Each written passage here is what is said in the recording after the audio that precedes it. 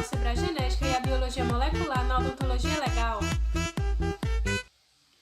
A identificação humana através de análise de DNA representa um avanço revolucionário na genética moderna. Em pouco tempo, tornou-se uma ferramenta indispensável na investigação criminal, sendo aceita em vários processos judiciais em todo o mundo. A utilização do DNA na medicina e na odontologia forense tornou possível a identificação de despojos humanos através da análise de perfis de DNA polimórficos. A degradação, seja ela voluntária, acidental ou natural pós-mortem, bem como as condições ambientais, influenciam no estado de conservação do corpo, o que muitas vezes pode dificultar a obtenção de material biológico adequado para análise genética de DNA, como por exemplo o cabelo ou tecido mole. Falando um pouquinho sobre o DNA extraído em tecidos bucais, nós podemos citar o próprio dente, porque ele possui características morfológicas e anatômicas que faz com que ele tenha uma certa resistência a agressões externas, porque o local onde é extraído o DNA, onde feita a análise, é da cavidade pulpar, onde ela é protegida por mais 6 camadas, que é o esmalte, que é a porção mais dura, a dentina e o cemento. Então, ele faz com que o DNA permaneça intacto ali por mais tempo, E na prática forense também ela tem sido muito utilizada e o local onde nós temos a maior concentração do DNA, que é muito utilizado, é a porção radicular.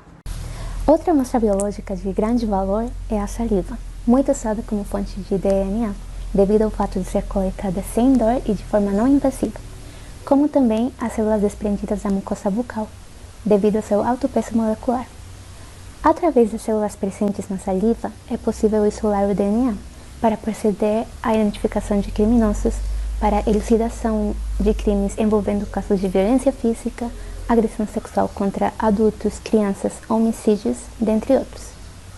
A saliva se torna um fator muito importante devido a que quando a mordida é executada na vítima, a saliva do agressor é depositada na pele da vítima ou também em algum objeto. O DNA se mantém estável durante 48 a 60 horas, podendo ser recuperado nesse tempo. Logicamente, isso vai depender das condições ambientais e da manipulação que ela tenha sofrido. Isto sobre a pele cadavérica. Já na pele da vítima viva, a saliva pode ser recuperada até mais de 72 horas. A identificação a partir do DNA é o método mais confiável na identificação humana, mas devido ao seu alto custo e à dificuldade em localizar os parentes da vítima, acaba limitando a identificação pessoal. E em situações onde ocorrem explosões, incêndios, devido à restrição que tem na coleta de materiais, o dente ele é o material mais eletivo na identificação do DNA. Existem vários líquidos e tecidos corporais para a extração de DNA, que utilizam diferentes metodologias e espécimes biológicos. Qual você acha que é o melhor método para a extração de DNA? Se você falou sangue, você acertou.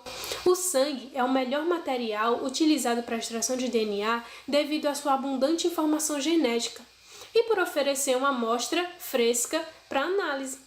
No entanto, existem muitos outros materiais biológicos efetivos para a extração de DNA, como por exemplo, células epiteliais da mucosa oral, unhas, pelos, cabelos, manchas de material biológico, como líquido seminal, urina, saliva, ossos carbonizados, ossadas, dentes, objetos onde são deixadas células como, por exemplo, fio dental, talheres, copos, entre outros.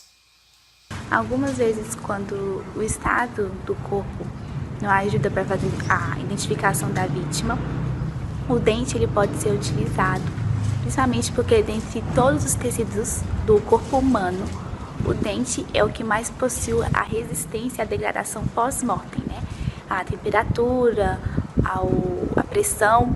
Então, mesmo que o dente, por exemplo, estiver fragmentado, ainda pode ser feito a extração e a análise do DNA. Ou, entre os casos, também é quando não pode ser feito a comparação através da arcada dentária. O emprego dos métodos de identificação é necessário tanto em indivíduos vivos como em cadáveres, esqueletos e até mesmo em objetos como as próprias armas. O tempo de preservação da estabilidade da polpa dentária varia entre 4 dias a 2 semanas, dependendo das variações ambientais, existindo 3 condições para que a polpa seja conservada. A primeira, as condições de degradação de DNA pós-mortem. A segunda, condições em que foi feito o sepultamento. E a terceira, as questões relacionadas à causa-mortis. E quando é encontrado um cadáver ou parte dele carbonizado, submerso ou enterrado, sofrendo, portanto, as ações ambientais, ele pode estar relacionado à interferência de informações biológicas, tais como a quantidade viável de DNA para exame, condições dentais, presença de micro-organismos e degradações físico-químicas. Agora a gente vai falar sobre 2 relatos de casos onde foi utilizado o DNA na identificação. O primeiro deles é o tsunami, que aconteceu em dezembro de 2004, onde, devido à dificuldade da identificação das vítimas, foi chamado diversos dentistas para poder realizar a identificação através do análise do DNA dentário e da arcada dentária. E a vantagem do DNA dentário é que, devido à sua autopreservação, possibilitou que os odontologistas pudessem realizar essa identificação durante meses. O segundo relato de caso é de saliva encontrada em uma mordida de queijo. A polícia encontrou no local do crime um pedaço de queijo mordido e guardou como prova. O queijo foi congelado para preservar as características da mordida e o pouco de saliva que tinha ali naquele queijo.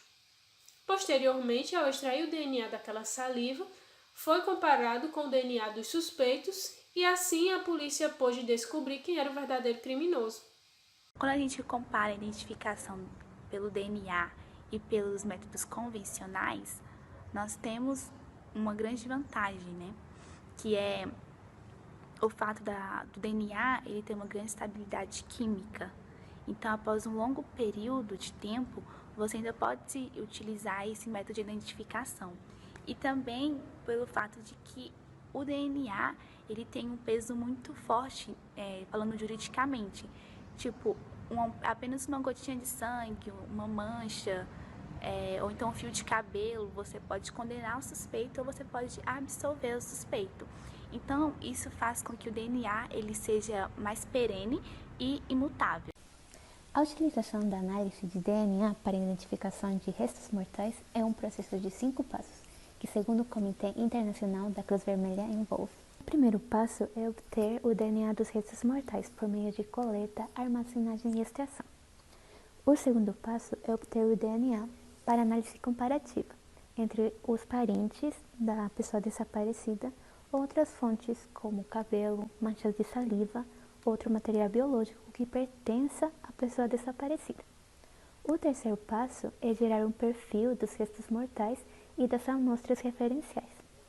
O quarto passo é comparar esses perfis de DNA. E por último, o quinto passo consiste em decidir o grau de vinculação que é compatível entre a suposta relação entre a pessoa desaparecida e o parente ou outro material de referência, levando em conta sempre outras provas.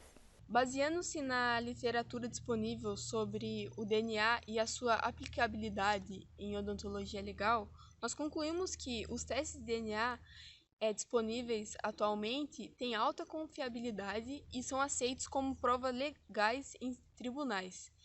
E a biologia molecular vem se tornando cada vez mais importante e seus métodos na utilização da identificação em seres humanos estão em constante evolução. E o odontologista é um profissional que acompanha e faz parte dessa evolução. Bom, esse foi o nosso trabalho, espero que vocês tenham gostado.